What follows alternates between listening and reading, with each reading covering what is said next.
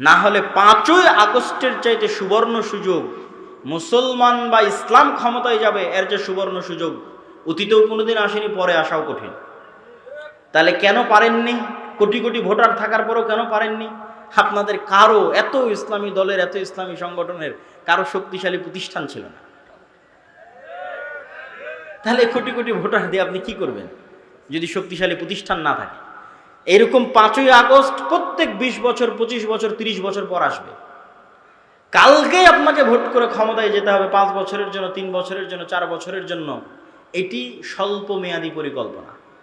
আপনি দীর্ঘমেয়াদে পরিকল্পনা করেন, 50 বছর পর, 100 বছর পর আপনি বাংলাদেশের মাটিতে ইসলামকে বিজয়ী দেখতে চান, তার জন্য কি করা লাগবে সেটা ভাবে।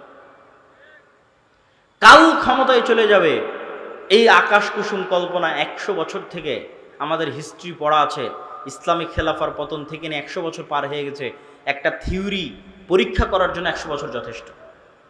অ্যাজ এ থিওরি, ডেমোক্রেসি ইসলাম প্রতিষ্ঠার মাধ্যম হিসেবে পৃথিবীতে এখন পর্যন্ত ব্যর্থ 100 বছর। তো 100 বছর যথেষ্ট। আমি যদি একটু বেশি করে বলি তাহলে অনেকেই কষ্ট পায়, তো একটু বেশি করে বলি। অত বেশি করে বলবো না, একটু বেশি করে বলি। 15 বছর বা 16 বছর যে আপনারা ফ্যাসিজম বলছেন, এই ফ্যাসিজমে আয়নাঘর ছিল, গুম ছিল, খুন ছিল, দুর্নীতি ছিল। তো আপনি বলেন তো, এই 16 বছর ফ্যাসিজম কিসের নামে চলেছে? গণতন্ত্রের নামে চলেছে। কিসের নামে চলেছে বলেন? গণতন্ত্র। এই 16 বছর ফ্যাসিজম সেকুলারিজম, ধর্মনিরপেক্ষতাবাদের নামে চলেছে না অন্য কোনো নামে চলেছে? হ্যাঁ, ধর্ম যার যার, উৎসব সবার, এটা কিসের স্লোগান? সেকুলারিজমের স্লোগান না, ধর্মনিরপেক্ষতাবাদের স্লোগান। তাহলে ধর্মনিরপেক্ষতাবাদের নামে চলেছে, সেকুলারিজমের নামে চলেছে, লিবারালিজমের নামে চলেছে। তাহলে আপনাকে এই জিনিসটা বুঝতে হবে। এটা বললে বক্তব্য অনেক ভারী হয়ে যায়। আপনাকে এই জিনিসটা বুঝতে হবে যে গত 16 বছর আয়নাঘর গণতন্ত্র আর ধর্মনিরপেক্ষতাবাদ বানিয়েছে। গত 16 বছর গুম খুন গণতন্ত্র করেছে। গত 16 বছর গুম খুন সেকুলারিজম করেছে। সেকুলার সিস্টেম ডেমোক্রেটিক সিস্টেম করেছে, কোনো ব্যক্তি করেনি। ওই সিস্টেম এখনো আছে। ওই সিস্টেম এরকম আবারও জালেম তৈরি করবে, আবারও এরকম স্বৈরাচার তৈরি করবে। আজ থেকে কারো হায়াত যদি 30 বছর আল্লাহ বাড়িয়ে দেয়, আর আমারও হায়াত যদি আল্লাহ বাড়িয়ে দেয়, তো 30 বছর পর স্মরণ করবেন, বলেছিলাম এই সিস্টেম আবারও জালেম তৈরি করবে। কেন? এটা হচ্ছে পাশ্চাত্য বিশ্বের সুবিধা, যে আমাদের সিস্টেম টিকে থাক, সবার রাগ নির্দিষ্ট ব্যক্তির উপর উঠুক। তো সবার রাগ নির্দিষ্ট ব্যক্তির উপর উঠে গেছে, নির্দিষ্ট ব্যক্তি পালিয়ে গেছে, সবাই ঠান্ডা হয়ে গেছে, কিন্তু সিস্টেম কিন্তু টিকে গেছে। তাহলে আপনাকে বুঝতে হবে যে এই যে বৈষম্য বিরোধী ছাত্র আন্দোলনে যদি 1700 নিহত হয়ে থাকে, তাহলে 1700 জনকে হত্যা করেছে কে বলেন তো? একটু জোরে বলেন দেখি, কে? এই 1700 জনকে হত্যা করেছে গণতন্ত্র এবং ধর্মনিরপেক্ষ মতবাদ। অনেক অনেক কঠিন কথা বলে দিলাম, কিন্তু এটিই সত্য। এটা যত দ্রুত মুসলমানেরা বুঝবে, তা আপনি তাহলে কি বলছেন তাহলে আপনি এই সিস্টেমকে অমান্য করে উপরে ফেলে দিবেন? এটা কখনোই বলিনি। কেননা আমরাই আপনাদের সামনে বক্তব্য দিয়েছি যে চলন্ত যার কাছে ক্ষমতা আছে, রাষ্ট্র ক্ষমতা আছে, তাকে আনুগত্য করতে হবে। আমরাই বক্তব্য দিয়েছি, এবং সেটার বিরুদ্ধে বিদ্রোহ করাকে আমরা খারিজি মতবাদ বলেছি। কিন্তু সমাধানের রাস্তা কোনটা? সমাধানের রাস্তা ওইটা। সেটা হচ্ছে মানুষ অবশ্যই বুঝবে যে এই সিস্টেম জালেম তৈরি করে, এই সিস্টেম স্বৈরাচার তৈরি করে, এই সিস্টেম দুর্নীতিবাজ তৈরি করে, এই সিস্টেম আমাদেরকে মাজলুম করে। কিন্তু এই সিস্টেমের বিরুদ্ধে শক্ত আওয়াজ তোলার জন্য আপনাদের প্রতিষ্ঠান লাগবে। এরকম 100 বছরও যদি রাজনীতি করেন, ভোট করেন, তো ওই পাওয়ার অর্জন করতে পারবেন না যে পাওয়ার একটা প্রতিষ্ঠানের থাকে, শক্তিশালী প্রতিষ্ঠানের থাকে। সম্মানিত উপস্থিতি, তাহলে আপনাদেরকে দিক নির্দেশনামূলক কি কি বললাম? 1 নাম্বার বলেছি ব্যাপক দাওয়াতি কাজ করতে হবে। 2 নাম্বার বলেছি সমাজ এবং দেশের সাথে সম্পৃক্ত থাকতে হবে। 3 নাম্বার বলেছি শক্তিশালী প্রতিষ্ঠান তৈরি করতে হবে। 4 নাম্বার পয়েন্টটা আগে সংক্ষিপ্ত আলোচনা করেছি, একটু আলাদা পয়েন্ট আকারে এখন বলি। 4 নম্বর পয়েন্ট হচ্ছে, এখন আপনার কাছে যত ছোটোখাটো প্রতিষ্ঠান আছে, যত ছোটোখাটো মসজিদ আছে, মাদ্রাসা আছে, দল আছে, সংগঠন আছে, এগুলোতে ন্যায়পরায়ণতা, সত্যবাদিতা প্রতিষ্ঠা করে। যে কোনো একটা ছোট্ট মাদ্রাসায় ন্যায়পরায়ণতা, সত্যবাদিতা প্রতিষ্ঠা করেন, আল্লাহ কবুল করলে ওই মাদ্রাসা থেকে রাষ্ট্র ক্ষমতায় পৌঁছে দেবে। বেশি কিছু লাগবে না, এই 2টা গুণ লাগবে। একটা ছোট্ট সংগঠনের মধ্যেও যদি ন্যায়পরায়ণতা, সত্যবাদিতা প্রতিষ্ঠা হয়, আল্লাহ ওখান থেকেই রাষ্ট্র ক্ষমতায় পৌঁছে দেবে। কিন্তু সত্যবাদিতা এবং ন্যায়পরায়ণতা ছাড়া রাষ্ট্র ক্ষমতায় যাওয়ার জন্য আল্লাহ সুবহানাহু ওয়া তাআলার দয়ায় কোনো সুযোগ নেই।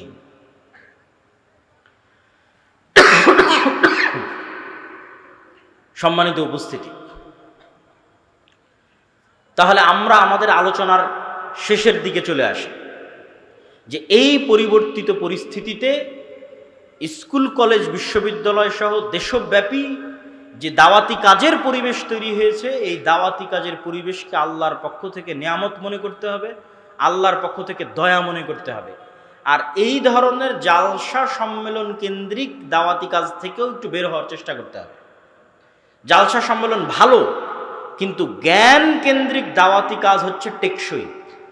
আমার বহু বক্তব্যে আপনারা শুনেছেন, আমি বলেছি যদি জালসা করে জ্ঞান পৌঁছানো বেশি ভালো হতো, তাহলে ব্রাক শুধু জালসাই করে বেড়াতো, আর খ্রিস্টান মিশনারিরা শুধু জালসাই করতো। তারা জালসা করে না, ছোট ছোট শিক্ষা প্রতিষ্ঠান তৈরি করে, শিক্ষা প্রতিষ্ঠান তৈরি করে। জ্ঞানের যে রাস্তাগুলো, সিলেবাস কারিকুলামের যে রাস্তাগুলো, সেগুলোতে তারা অগ্রগামী, তারা সেগুলোর অন্তর্ভুক্ত হয়ে আছে। সম্মানিত উপস্থিতি, আল্লাহ সুবহানাহু ওয়া তাআলা আমাদেরকে এই যে সংক্ষিপ্ত বক্তব্য আপনাদের সামনে তুলে ধরলাম, এই সংক্ষিপ্ত বক্তব্য বুঝার এবং এই সংক্ষিপ্ত বক্তব্যের প্রতি আমল করার এবং দেশব্যাপী, পুরো পৃথিবীব্যাপী মুসলমানদের একটা বিপ্লব তৈরি করার তৌফিক দান করুক, আল্লাহুম্মা আমিন। না হয়ে বিবেক দিয়ে চিন্তা করে পদক্ষেপ গ্রহণ করতে হবে। আপনি পদক্ষেপ গ্রহণ করেন, অথবা ছাত্ররা করুক, অথবা অন্য কেউ করুক। আপনি যদি মনে করেন যে আপনি বাংলাদেশের মাটিতে ইসলামকে বিজয়ী দেখতে চান, তাহলে আপনাকে জানতে হবে আপনি কেন ইসলামকে বিজয়ী দেখতে চান। আপনাকে যদি আমি বলি যে ইসলাম মানে হচ্ছে সকলকে বাধ্যতামূলক এখানে পর্দা করতে বলা হবে, আপনাকে যদি আমি বলি সকলকে বাধ্যতামূলক এখানে সালাত আদায় করানো হবে, তাহলে তো আপনারা সবাই ভয় পেয়ে যাবেন যে তাহলে আর ইসলামী খেলাফতের দরকার নাই বাবা। কেননা হাজার হাজার মানুষ এখানে বসে আছেন যারা হয়তো নিয়মিত সালাত আদায়ের সুযোগ পান না বা আগ্রহ থাকলেও করেন না। হাজারো মানুষ আছে যারা হয়তো মুখে দাড়ি রাখেননি, তখন ভয় পাবেন, থাক ওই ইসলামী খেলাফত দরকার নেই, গণতন্ত্র আছে, গণতন্ত্রই থাক। কিন্তু আপনাকে জানতে হবে যে এর ঊর্ধ্বে উঠেও, এই ইবাদাহ এবং হুকুম আহকামের ঊর্ধ্বে উঠেও ইসলামী খেলাফতের আরেকটি চেহারা আছে, যেটি আজকের আন্তর্জাতিক বিশ্ব আপনাকে দেখতে দিতে চায় না। আন্তর্জাতিক বিশ্ব আপনাকে বুঝাতে যায়, দেখো ইসলামী খেলাফা মানে এভাবে রজম করে হত্যা করা হবে, ইসলামী খেলাফা মানে এইভাবে তোমাদের হাত কাটা হবে। মানে জাস্ট ভীতিকর চেহারাটা জনগণের সামনে তুলে ধরা, যেন মানুষ কখনোই অন্তর থেকে, জাস্ট মুখে তাকবীর দেওয়ার সময় আছে কিন্তু বাস্তবে চাওয়ার সময় কেউ চাইবে না যে এখানে ইসলামী খেলাফা প্রতিষ্ঠিত হোক। কিন্তু ইসলামী খেলাফা বা ইসলামী রাষ্ট্র ব্যবস্থার একটা পজিটিভ দিক আছে, এটা এখন আমাদের আলোচনা করতে হবে, জানতে হবে, এটা জানার সুযোগ মানুষের মধ্যে আগ্রহ আছে। এখন মানুষ 16 বছরের ফ্যাসিজম দেখেছে, দুর্নীতি দেখেছে, অন্যায় অত্যাচার, গুম খুন দেখেছে। এখন মানুষ মনে করছে আমরা ভালো একটা অবস্থার দিকে এগিয়ে যাব, কিন্তু সত্যি বাস্তবেই কি ভালো একটা অবস্থার দিকে এগিয়ে যাওয়া সম্ভব? যেতে চাইলে কিভাবে সম্ভব? তো ইসলামী খেলাফা এবং রাষ্ট্র ব্যবস্থার দুটো মৌলিক মূলনীতি আপনাদের সামনে তুলে ধরি। এক, ইসলামী খেলাফা বা ইসলামী রাষ্ট্র মানে সেখানে শতভাগ সত্যবাদিতা থাকবে, সেখানে শতভাগ ন্যায়পরায়ণতা থাকবে। শতভাগ সত্যবাদিতা এবং শতভাগ ন্যায়পরায়ণতা দ্বারা আমি কি বুঝাচ্ছি? শতভাগ সত্যবাদিতা এবং ন্যায়পরায়ণতা দ্বারা বুঝাচ্ছি যে আজকে আমরা নীলফামারীতে সবাই মিলে ঘোষণা করলাম যে এখানে আমরা ইসলামী খেলাফা কায়েম করলাম। ইসলামী খেলাফা কায়েম করার পর সবার জন্য সালাত বাধ্যতামূলক করে দিলাম, সবার জন্য পর্দা বাধ্যতামূলক করে দিলাম। তারপরে যার জন্য সালাত বাধ্যতামূলক করেছি ওই নামাজি ওসি, হাজি ডিসি, হাজি টিওনো ইওনো এবং নামাজি এসিল্যান্ড এবং সাব রেজিস্ট্রার, এরা যখন এদের চেম্বারে বসতেছে তখন ঘুষ খাচ্ছে, কিন্তু সে নাকি সালাত আদায় করে, নামাজ পড়ে। আবার সেই ঘুষের টাকা, সেই প্রশ্ন ফাঁসের টাকা নাকি আল্লাহর রাস্তায় দান করতেছে। অনেক বড় দানবীর হিসেবে বড় বড় জালসা সম্মেলনে প্রধান অতিথি, বিশেষ অতিথি হিসেবে আমন্ত্রিত হচ্ছে। আপনি দেখান গত 16 বছরের কোন রাজনৈতিক নেতা, কোন ওসি ডিসি এসপি এমন নাই যে কোনো না কোনো মাদ্রাসা, কোনো না কোনো মসজিদ, কোনো না কোনো জালসা, কোনো না কোনো ইসলামী সম্মেলনের সাথে জড়িত ছিল না? বের করে। তাহলে তারা ইসলামের আসল অর্থটা বুঝতে পারেনি। এবং যে বুঝতে পারে যে ইসলামের আসল অর্থ কি, সে বলবে এগুলো গণতন্ত্র, সমাজতন্ত্র, এগুলোর দরকার নাই, রাষ্ট্র ক্ষমতা ইসলামকে যেতে দাও, শতভাগ বলবে। কেননা ইসলাম আসলে সর্বপ্রথম আপনারা যারা মাজলুম আছেন, অফিস আদালতে ঘুষ ছাড়া কাজ হয় না, টাকা ছাড়া চাকরি হয় না, বাংলাদেশের কোনো রাজনৈতিক দল এগুলো বন্ধ করতে পারবে না, গণতন্ত্র দিয়ে এগুলো বন্ধ করা সম্ভব নয়। একমাত্র ইসলামই পারবে আপনার যে ন্যায্য অধিকার আছে সেটি আপনাকে ফিরিয়ে দিতে। রাষ্ট্রের যত নাগরিক সুযোগ সুবিধা আছে সমানভাবে প্রত্যেক নাগরিককে সেই সুযোগ সুবিধা প্রদান করা মানে ইসলামের রাষ্ট্র প্রতিষ্ঠা করা, যেটি ওমর রাদিয়াল্লাহু তাআলা আনহু করেছিলেন। এটা ইসলামী রাষ্ট্রের সবচেয়ে ভালো দিক, কিন্তু সেটিকে আমাদের চোখের সামনে আনতে দেওয়া হয় না। এবং আলেম ওলামা, মসজিদ মাদ্রাসা, ইসলামী দল, ইসলামী সংগঠন, তারাও এই বিষয়টার প্রতি ফোকাস করে না। কেন তারা এই বিষয়টার প্রতি ফোকাস করে না? আমার এই বক্তব্য নিয়ে কিছু সমালোচনাও হয়েছে। আমি সত্যবাদিতা এবং ন্যায়পরায়ণতা দ্বারা এটি বলছি না যে ব্যক্তির মধ্যে তাওহীদ আছে কিন্তু সে সত্যবাদী নয়, ন্যায়পরায়ণ নয়, সে জান্নাতে যাবে না, এ কথা আমি বলছি না। যার অন্তরে তাওহীদ আছে, যে সালাত আদায় করে, সে যদি মিথ্যুক হয়, অন্যায়পরায়ণ হয়, আর আল্লাহর কাছে ক্ষমা চেয়ে নেয়, মানুষের সাথে অন্যায় করে মানুষের কাছ থেকে ক্ষমা চেয়ে নেয়, মানুষ যদি ক্ষমা করে দেয় তো আল্লাহ সুবহানাহু ওয়া তাআলা তাকে জান্নাতে দিবেন। কিন্তু আমি যেটা বলতে চাচ্ছি সেটি হচ্ছে, সালাত যে ব্যক্তি আদায় করে, যার আকীদা বিশুদ্ধ, কিন্তু তারপরেও সে সত্যবাদী নয়, সে তার প্রতিষ্ঠান, ইসলামী দল, সংগঠন, মসজিদ মাদ্রাসা, ব্যক্তি পরিবারে ন্যায়পরায়ণ নয়, তাকে আল্লাহ জান্নাতে দিলেও কোনোদিন রাষ্ট্র ক্ষমতা দিবেন না, রাষ্ট্র ক্ষমতায় যেতে পারবেন না, নেতা হতে পারবেন না। এই জন্য আল্লাহ সুবহানাহু ওয়া তাআলা যত নবী রাসূল পাঠিয়েছেন, সকল নবী রাসূলকে সত্যবাদী, ন্যায়পরায়ণ করে পাঠিয়েছেন। কেন? তাকে তো নেতা হতে হবে। আমার নবী মুহাম্মদ সাল্লাল্লাহু আলাইহি ওয়াসাল্লাম যদি আবু সুফিয়ানের সাথে কখনো মিথ্যা বলতেন, যদি আবু সুফিয়ান রাদিয়াল্লাহু তাআলা আনহুর প্রতি চুল পরিমাণ কোনো জুলম বা অন্যায় করতেন, তাহলে আবু সুফিয়ান রাদিয়াল্লাহু তাআলা আনহু তার নেতৃত্ব মেনে নিতেন না, আর আল্লাহর নবী নিজেও নেতৃত্ব প্রদানে অযোগ্য বলে বিবেচিত হতেন। তো আল্লাহর নবী শুধু মানুষকে ইসলামের সঠিক আকীদার, সালাতের দাওয়াত দেননি, তার ন্যায় নিষ্ঠা এত উঁচু পর্যায়ের ছিল যে তৎকালীন বিশ্বে কোনো রাষ্ট্রনেতা, কোনো কাফের মুশরিক ন্যায় নীতি নিষ্ঠায় আল্লাহর রাসূলকে পার করে চলে যাবে এরকম কেউ জন্ম হয়নি। ফলত সবার মাথা তার সামনে নত থাকত। মাথা নত থাকতো তার ইসলামের দাওয়াতের কারণে নয়, তার ব্যক্তিগত চরিত্রের কারণে। যে মানুষ মিথ্যা বলে না, কারো প্রতি অন্যায় করে না, তার সামনে যদি মাথা নত না থাকে তো কার সামনে মাথা নত থাকবে? আর আল্লাহ সুবহানাহু ওয়া তাআলা যে পুরো পৃথিবী পরিচালনা করছেন, আল্লাহ কি বলেছেন? কুলিল্লাহুম্মা মালিকাল মুলকি তু'তিল মুলকা মান তাশা। আল্লাহ হচ্ছে সকল রাজত্বের মালিক, যাকে ইচ্ছা তাকে ক্ষমতা দেন, আর যাকে ইচ্ছা তার কাছ থেকে ক্ষমতা নেন। এটা অনুবাদ নয়, অনুবাদ হচ্ছে যাকে ইচ্ছা তার কাছ থেকে ক্ষমতা ছিনিয়ে নেন।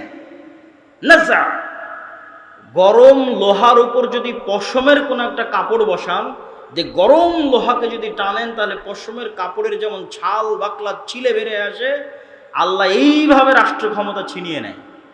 ৩৬ দিনের আন্দোলন দেখেন কিভাবে আল্লাহ রাষ্ট্র ক্ষমতা একদম কেড়ে ছিনিয়ে নিয়ে একদম ধ্বংসের অতল গহ্বরে নিক্ষেপ করে দিলেন। আল্লাহ বলেছে আমি রাষ্ট্র ক্ষমতা ছিনিয়ে নেই। তাহলে আসল ক্ষমতা কার কাছে ছিল? আল্লাহর কাছে ছিল। আর শেখ হাসিনার কাছে ক্ষমতা ছিল অস্থায়ী, এখন যে এসেছে তার কাছেও অস্থায়ী, ৫০ বছর পর যে আসবে তার কাছেও অস্থায়ী, ১০০০ বছর পূর্বে যে এসেছিল তার কাছেও অস্থায়ী, কিয়ামত পর্যন্ত যারা আসবে তাদের কাছেও অস্থায়ী। তাহলে স্থায়ী ক্ষমতার মালিক কে? আল্লাহ। এখন আল্লাহ এই পুরো পৃথিবী পরিচালনা করেন নিপুণ নিখুঁত মানদণ্ডে। আল্লাহ মানুষকে চ্যালেঞ্জ করেছেন যে তোমরা আসমানের দিকে তাকাও, তোমরা কি আসমানে কোনো ত্রুটি দেখতে পাও আমার সৃষ্টিতে? আপনি নিজেকে নিয়ে গবেষণা করেন যে আপনার সৃষ্টিতে আল্লাহর কোনো ত্রুটি আছে কিনা। নাক, হাত, পা, চোখ, মুখ এভাবে না রেখে অন্যভাবে রাখলে ভালো হতো।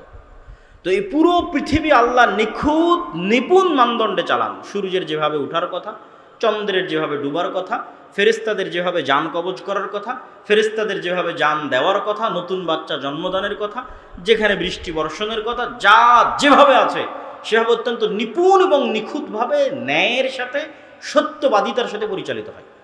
তাহলে আল্লাহ তার ক্ষমতা ব্যবহার করেন ন্যায়পরায়ণতার সাথে।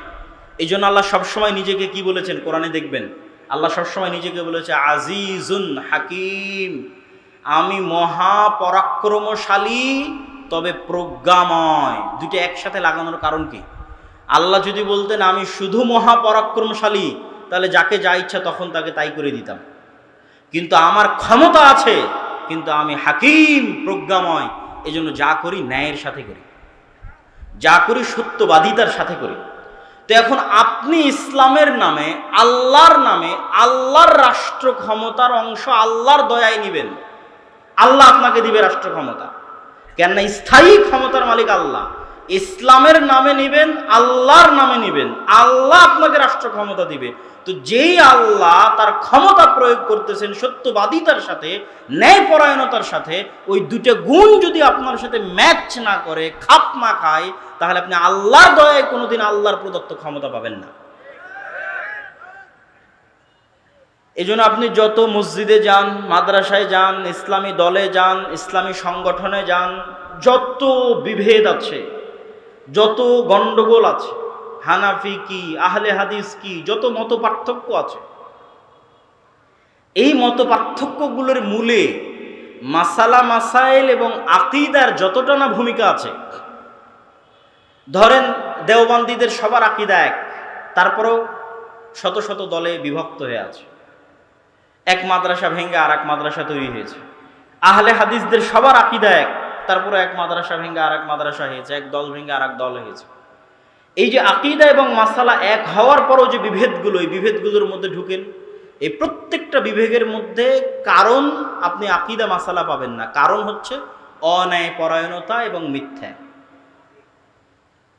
হয় যিনি দলের নেতা আমির তিনি অন্যায়পরায়ণ অথবা মিথ্যার আশ্রয় নিয়েছেন, অথবা যারা কর্মী মামুর তার অধীনস্থ তারা অন্যায়পরায়ণ মিথ্যার আশ্রয় নিয়েছে, মানুষের হক যথাযোগ্যভাবে বুঝিয়ে দিতে পারেনি, দায়িত্ব পালনে ন্যায় পরায়ণতা রক্ষা করতে পারেনি।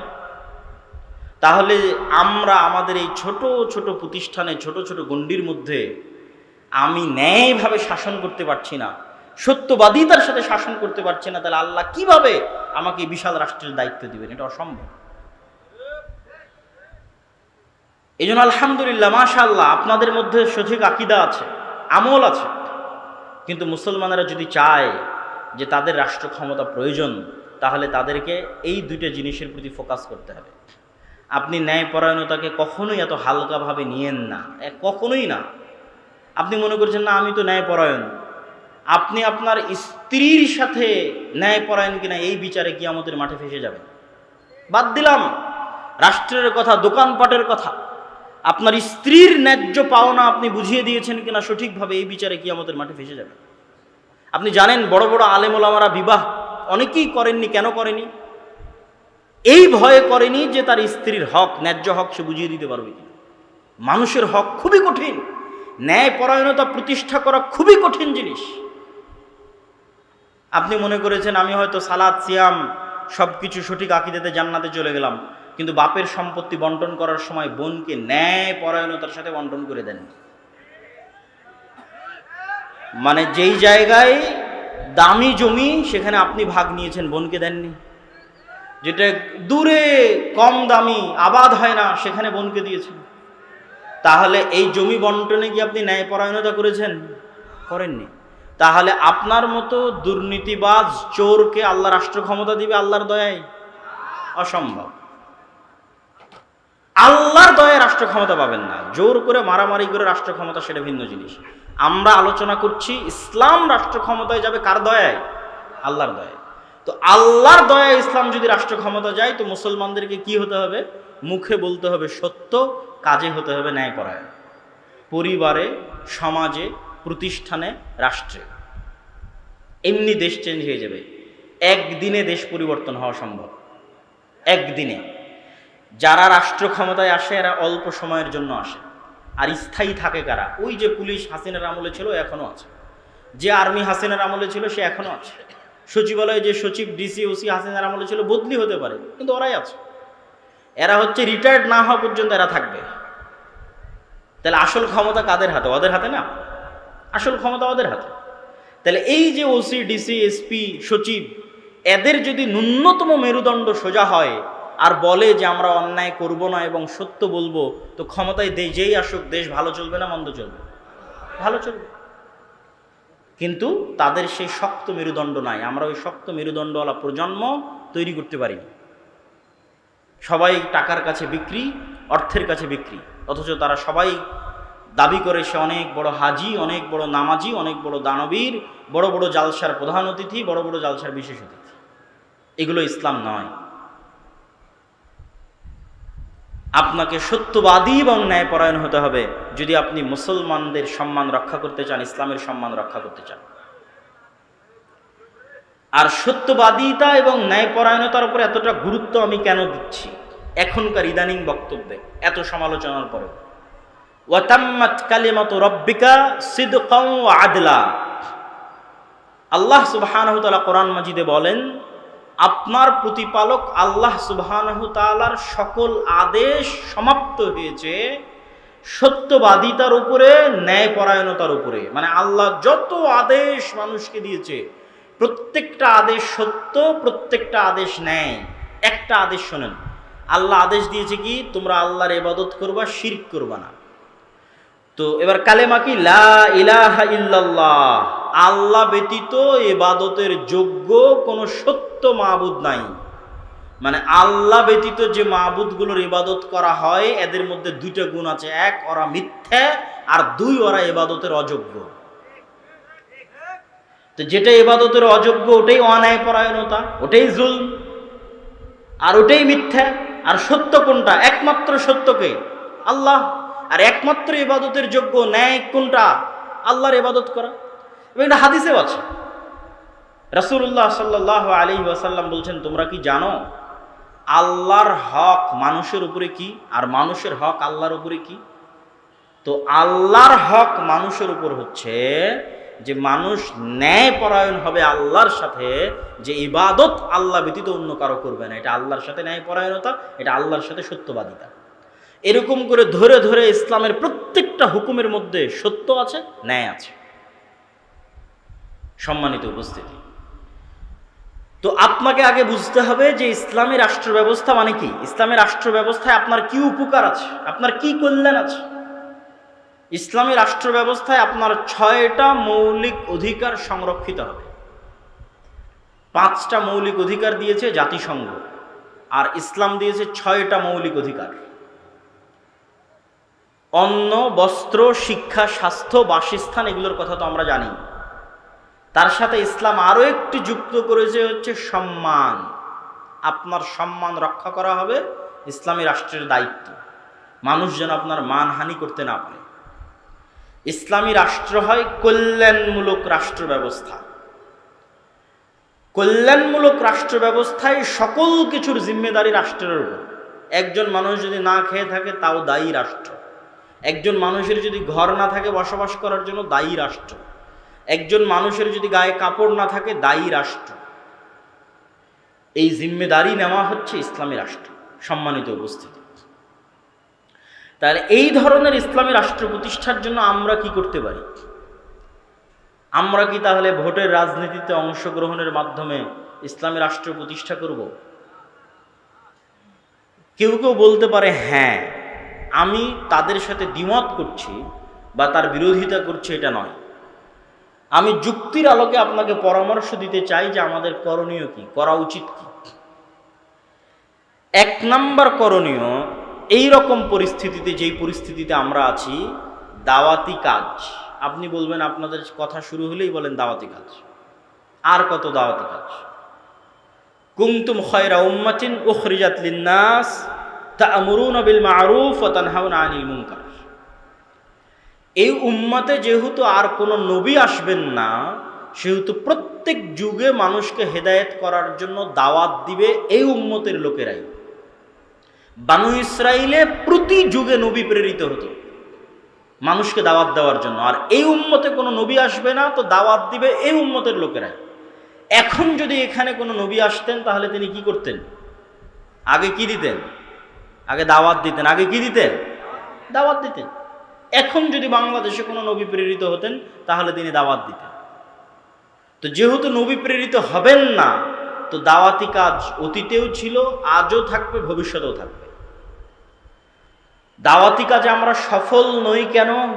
নবীদের মতো ইখলাস, নবীদের মতো হিকমা, নবীদের মতো সবর, নবীদের মতো কৌশল, নবীদের মতো ভদ্র এবং নম্র আচরণের মাধ্যমে আমরা দাওয়াত দিতে পারিনি।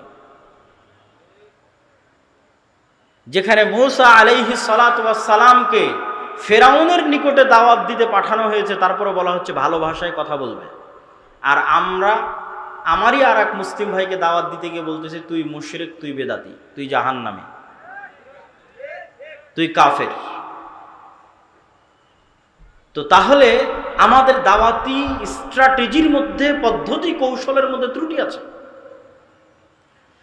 আমরা যত ইসলামী দল সংগঠন বলেন, আলেম ওলামা বলেন, রাষ্ট্রের টপ লেভেলে যদি কেউ দাওয়াত নিয়ে গিয়ে থাকে তাহলে নিজের স্বার্থের জন্য নিয়ে গেছে বেশিরভাগ। আমরাও নিজের স্বার্থের জন্য নিয়ে গেছি। স্বার্থ মানে কি বুঝতে পারছেন? স্বার্থ মানে যে আমার এই কাজটা আটকে আছে, এই কাজটা একটু করে দিতে হবে ভাইজান।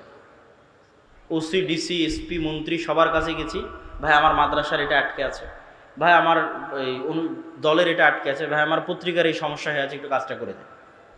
কেউই নিঃস্বার্থভাবে শুধু ইসলামের প্রতিনিধি হিসেবে তাকে ইসলামের দাওয়াত দিতে গেছে এরকম নাই।